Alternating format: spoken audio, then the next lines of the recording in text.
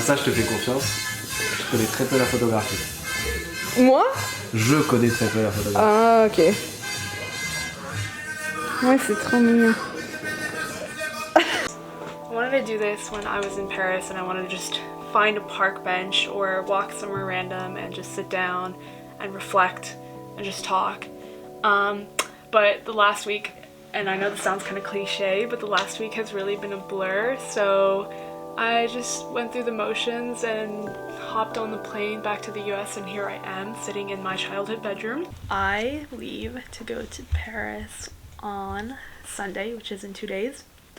So I'm very, very excited, beyond processing exciting. The Eiffel Tower, the baguettes, the coffee shops.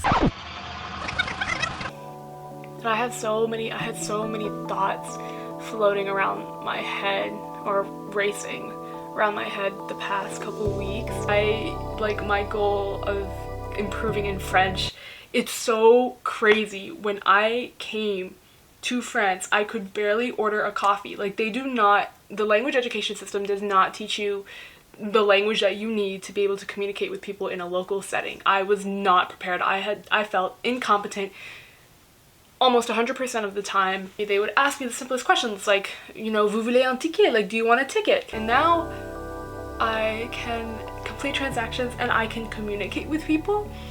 And I learned so much. Originally, I was really focused on pronunciation and sounding like a local, and then over this semester, I kind of swallowed that hard pill where I'm never going to sound like a native, not for a very, very long time. I'm not gonna be able to kind of hide and pretend I'm a local, because you'll hear it even if I spoke grammatically perfect French, you'll know that I'm a stranger, I'm foreign. And people told me that too, and I kind of accepted it, and I was like, okay, my goal can just be to communicate. And feeling it over the months, the way my brain has been shifting is just crazy. Like, I can go to a soiree with people my age and converse in French until like 6 in the morning and live the nightlife and still practice my French. And when you wake up the next morning and you're sitting on the metro and things just like, your brain is buzzing because you're hearing people around you speak in French, but it almost feels like it's at a slower pace. And that's when you're realizing your comprehension is just getting a little better,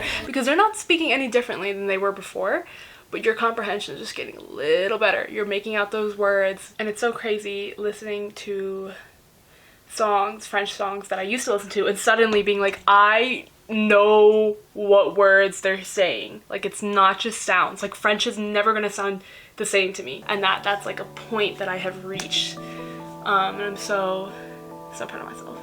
Something that I learned is I really got caught up in, like, I would say, maybe don't become obsessed with having a list and having like boxes to check off. Definitely one of my favorite memories was like completely serendipitous, no planning. I was walking home from school and I ran into one of my friends, and they were like, hey, and I was like, hey, and we both ended up needing lunch.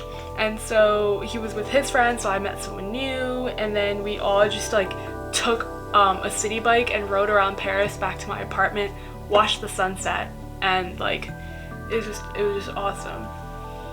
And it was movie-like. I went skating in Paris, I longboarded, I met this amazing, incredible, kind human who's a longboard dancer, and I found her on Instagram, and I just kind of messaged her, and she was just so kind and nice and let me borrow the longboard. It's so crazy. And I met everyone that everyone based in Paris that I have kind of seen around or met or found and wanted to kind of link up with. I made it happen. And I became close with a lot of people, and I have a network there.